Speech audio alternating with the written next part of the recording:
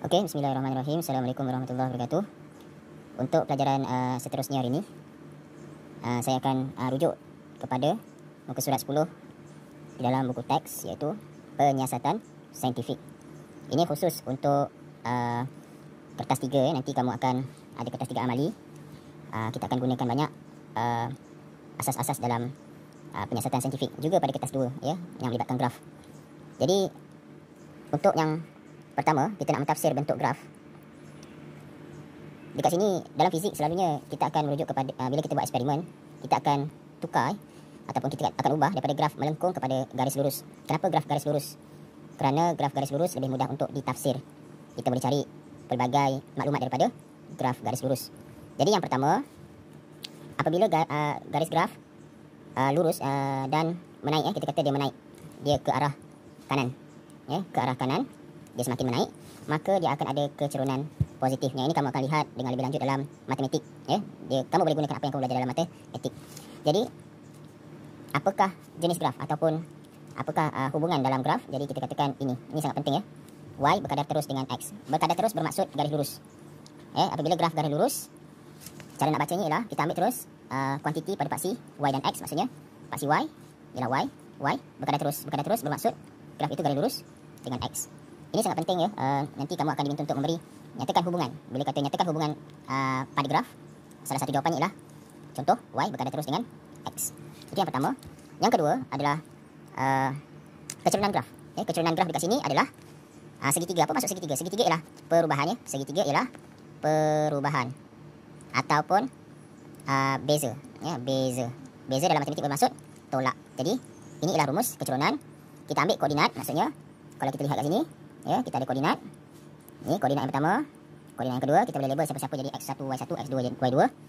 Jadi kita lakukan penolakan delta X ya. Okey, satu lagi, segitiga ni kita namakan sebagai delta. D-E-L-T-A. Delta. Delta bermaksud tadi saya kata perubahan atau beza. Maksudnya tolak. Y2 tolak Y1, X2 tolak X1. Dan yang ketiga ialah persamaan garis lurusnya ialah Y sama dengan MX.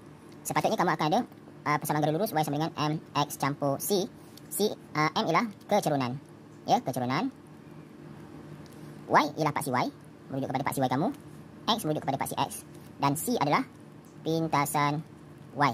Disebabkan pintasan Y adalah sifar, maka dia akan tambah kosong. Bila tambah kosong, kita tak perlu tulis tambah kosong. Okey, itu yang pertama. Untuk yang kedua, grafnya garis lurus, tetapi tidak bermula daripada kosong. Dia bermula pada suatu nilai pintasan. Mungkin juga boleh macam ni, contoh macam ni, Y, sini X, macam ni pun boleh. Dia ada pintasan, ada nilai C kat situ. Maka apabila graf garis lurus tidak bermula daripada asalan iaitu kosong, asalan bermaksud titik kosong, koordinat kosong, maka dia punya hubungan, yang kita namakan sebagai hubungan. Hubungannya adalah Y bertambah secara linear. Kena hafal, apabila graf tu garis lurus tidak bermula daripada asalan ataupun koordinat kosong, maka dia punya hubungannya adalah Y bertambah secara linear dengan X. Kecerunan graf dia punya rumus tetap sama. Pintasan Y nya ialah suatu nilai iaitu C, dan persamaan garis lurusnya ialah Y sama dengan MX campur C. Okey, sebab sini ada nilai. Yang ketiga, kalau tadi kita nampak grafnya semakin menaik, maksudnya dia makin bertambah lah. Dia ke kanan makin naik. Untuk graf yang ketiga, grafnya menurun. Dia menurun.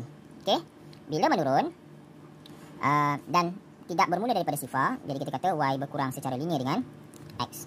Okey, Y berkurang secara linear dengan X. Jadi kalau yang soalan nombor contoh kedua, Y bertambah secara linear, maka untuk contoh yang ketiga, Y berkurang secara linear. Kenapa dia berkurang secara linear? Yang mengukuhkan dia lagi adalah yang kedua, poin yang kedua, iaitu kecerunan graf akan bernilai negatif ni. Kecerunan graf bernilai negatif, tetapi rumusnya tetap sama, Y2 tolak Y1 per X2 tolak X1. Pintasan Y tetap simbolnya C, dan persamaan garis lurusnya tetap Y sama dengan MX campur C. Okey, cuma C itu mungkin bernilai negatif. Seterusnya, grafnya melengkung. Ada dua jenis lengkungan. Satu dia melengkung ke atas, dia melengkung ke atas macam tu. Dia melengkung macam ni, dia melengkung ke atas. Satu lagi dia melengkung ke bawah. Jadi ini kita katakan dia melalui asalan, dia melalui titik sifar-sifar. dan mempunyai keturunan positif. Kenapa keturunan positif?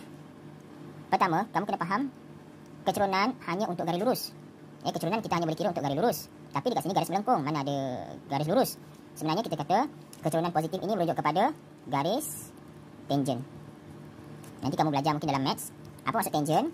Tangent bermaksud bila tangent bermaksud satu garis lurus.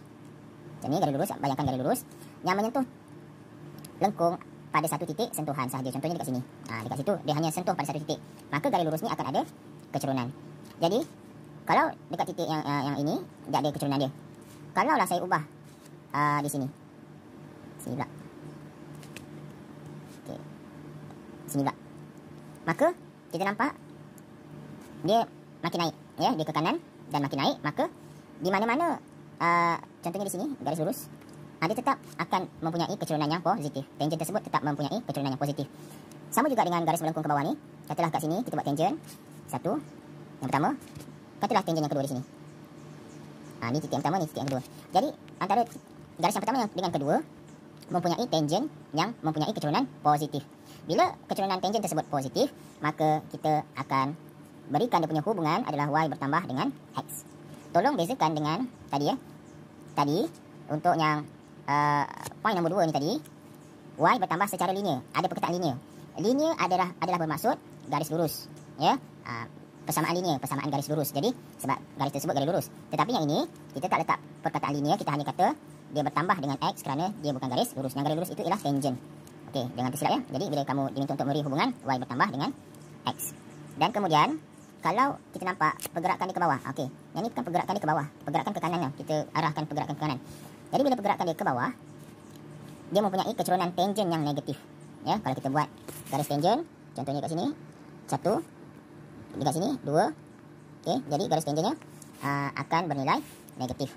Jadi dia punya hubungan ataupun tafsiran graf ialah y berkurang dengan x. Jadi sama juga macam ni, yang ini dia makin naik, jadi dia bertambah. Yang ini dia makin menurun, dia makin berkurang. Okey. Dan kemudian graf ni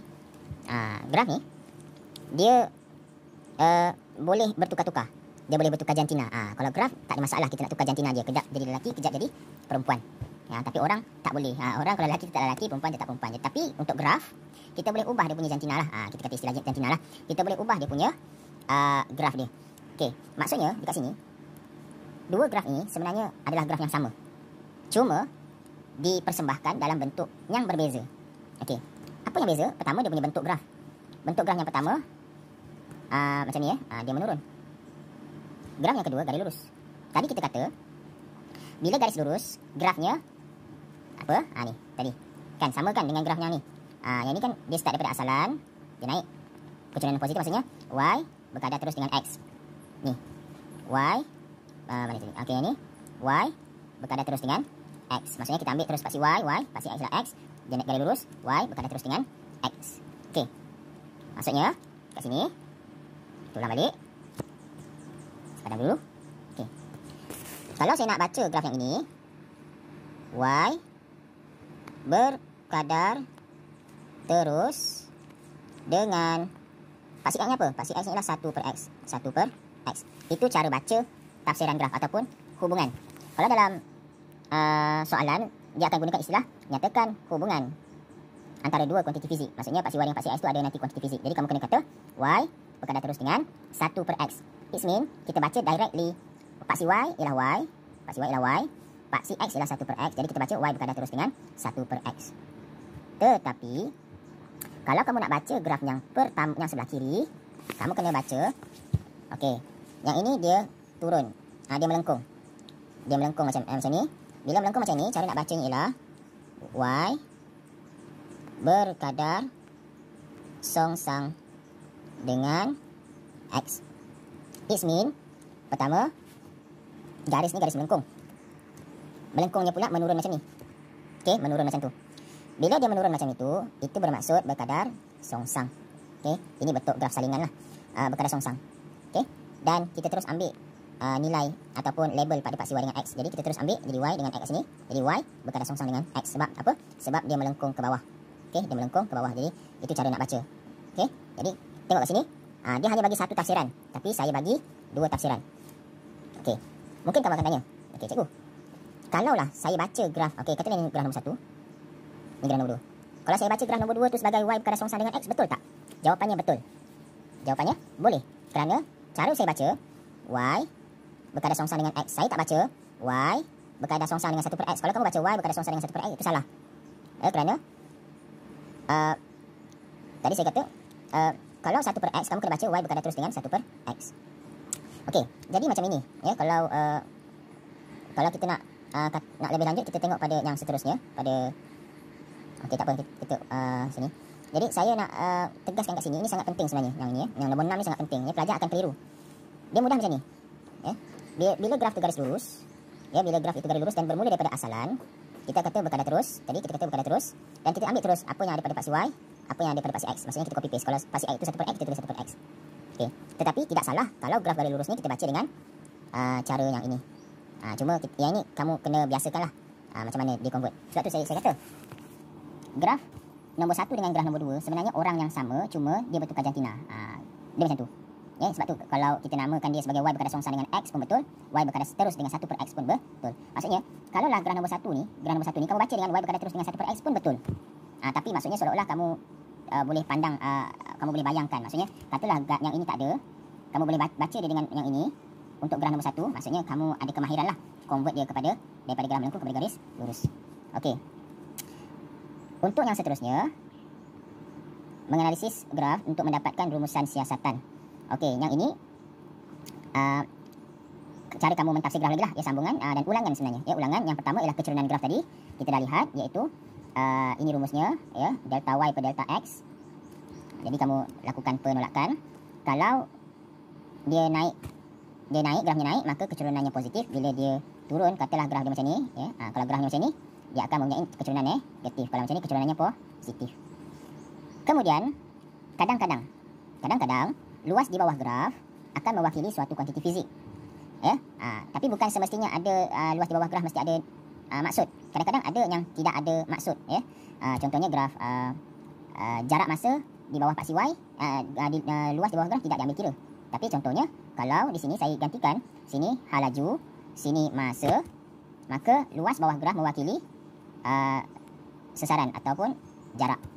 Okey, tapi misal kata tadi saya kata ada masa, katalah saya letak di sini sesaran S, di sini paksi X adalah masa, maka luas di bawah graf tidak ada apa-apa nilai.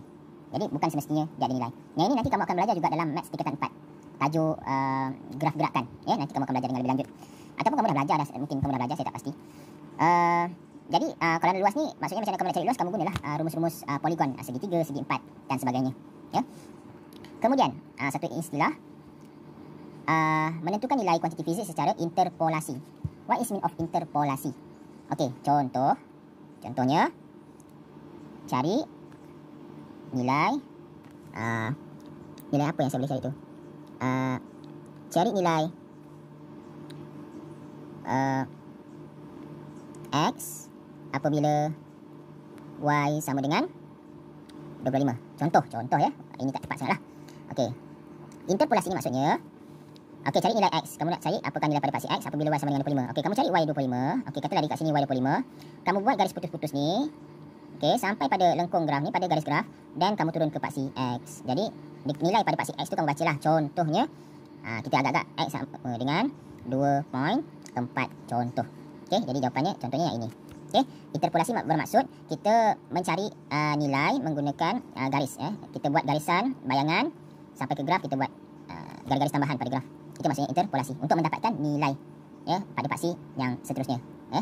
Kita diberi satu nilai pada paksi x, kamu cari nilai pada paksi y, atau kamu diberi nilai pada paksi y, cari nilai pada paksi x. Terbalik, tak ada masalah. Ataupun tadi macam contohnya, kamu diberi nilai x sama dengan 1.5, sini cari nilai y. Okey, kamu ke atas dan kamu ke kanan, ke kiri. Jadi kamu dapatlah lebih kurang contohnya 39. Okey, itu maksud interpolasi. Untuk yang seterusnya ialah ekstrapolasi. Ekstra bermaksud tambahan, garis tambahan. Okey. Garis tambahan ni mungkin kita nak cari maksudnya, contohnya dekat sini graf kamu hanya dekat sini saja. Ni. Ini graf kamu. Okey. Jadi, kamu nak dapatkan nilai pada negatif contohnya negatif 3.2. Negatif 3.2. Kita tengok sini. negatif 3.2. Okey. Dekat. Kamu nak cari apakah nilai y dia? Kalau nilai x negatif 3.2, nilai y nya kamu tak dapat cari sebab tak ada garis graf. Jadi apa perlu kamu buat? Garis tambahan. Itulah bermaksud ekstrapolasi. Ekstra maksudnya kamu buat garis tambahan ekstra. Jadi bila kamu dah ada garis tambahan graf, jadi kamu boleh buat interpolasi. Ni, interpolasi pula, maksudnya dekat sini kita buat dua perkara iaitu ekstrapolasi dan interpolasi. Jadi ekstrapolasi bermaksud menambah garis pada graf. Ini khusus kalau eksperimen garis kat sini saja. Garis kat sini saja tak cukup graf, jadi kita panjangkan garis tambahan. And then okey, dah habis. Okey, jadi untuk setakat ini pelajaran bab 1 penyiasatan saintifik habis ke situ. Cuma yang ini ialah aktiviti di dalam makmal. Kita tak dapat nak buat. Nanti saya akan sharekan beberapa video tambahan. Contoh yang ini ialah eksperimen mengkaji hubungan kita kata mengkaji hubungan pemanjangan spring, di mana kat sini kita letakkan spring pada kaki retort. Kita letakkan sebenarnya kat sini ada pembaris kat sini ada pembaris. Dan kita dapatkan bila kita mula-mula kita ambil apakah panjang asal tanpa beban, and then kita tambahkan beban 0.5 Newton, 1 Newton, 1.5 dan kita kirakan pemanjangan spring. Pemanjangan spring adalah panjang setelah ada beban kita tolakkan dengan panjang asal. Bukan panjang spring yang dah panjang tu. Maksudnya panjang yang bila letak beban tolak dengan panjang asal. Kamu dapatlah pemanjangan. Sebab tu namanya pemanjangan, bukan panjang. Jadi bila dah dapat situ, kita lukiskan graf. Okey, yang ini saya nak kamu cuba lukiskan graf. Lukiskan graf. Bila lukis bermaksud gunakan kertas graf. Kamu cuba dulu lukiskan graf dia menggunakan maklumat ni. Okey, maksudnya saya tak tunjuk, kamu buat sendiri. Nanti kita akan bincangkan balik. Okey. Yang ini eksperimen bandul pun nanti saya akan tunjukkan juga dia punya video dia nanti. Cuma saya nak pergi pada sini. Nak bincang soalan ni. Kita bincang sikit soalan ni. Soalan nombor 2 muka surat 16. Yang kamu dah ada buku teks boleh tengok dengan lebih baik. Okey, untuk yang ini mengkaji hubungan antara isi padu apa ya? Isi padu gas. Isi padu gas iaitu V, paksi Y ialah V dan suhu theta. Okey. Sebelum kita jawab soalan, kalau saya tanya soalan, nyatakan hubungan graf. Nyatakan hubungan graf. Jadi apa kita nak buat hubungan dia? Tadi saya kata Y dia tak berasal, dia garis lurus. Bila garis lurus dia ada dua ayat iaitu berkadar terus ataupun bertambah secara linear ataupun berkurang secara linear. Sekarang garis lurus dan dia bukan bermula daripada asalan. Dia bermula daripada 10. Bermaksud dia menggunakan perkataan bertambah secara linear. Jadi kita ambil paksi Y ialah V. Jadi kita kata isi padu bertambah secara linear. Ini secara linear dengan suhu. Okey. Isi padu bertambah secara linear dengan suhu. Itu dia punya hubungan. Okey, jadi senang kan? Maksudnya kamu kena hafal lah. Okey. Sekarang kita baca soalan yang pertama. Soalan pertama tanya, apa yang berlaku pada V apabila theta bertambah? Jadi jawapannya senang saja, satu perkataan saja. Jawapannya bertambah. Kan? Bila theta bertambah, contohnya theta ialah suhu. Bila suhunya 100, isi padunya contohnya berapa tu? Kiralah kat sini. Bila suhunya 200, isi padunya akan bertambah.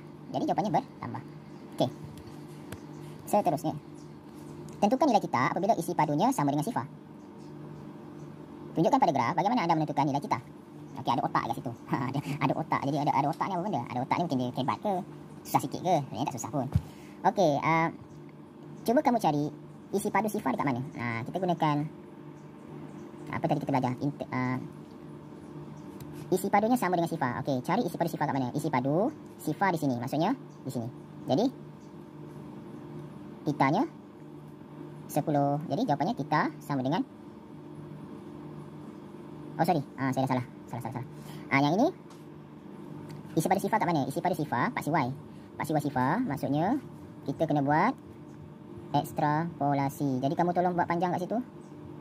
Tak tahulah kat mana. Kamu cuba baca. Saya pun tak dapat baca sini. Okey, mungkin kamu boleh guna buku teks dengan lebih tepat. Tadi saya tengok bila saya panjangkan mungkin dapat ke negatif 250 darjah Celsius. Okey, untuk soalan B tu.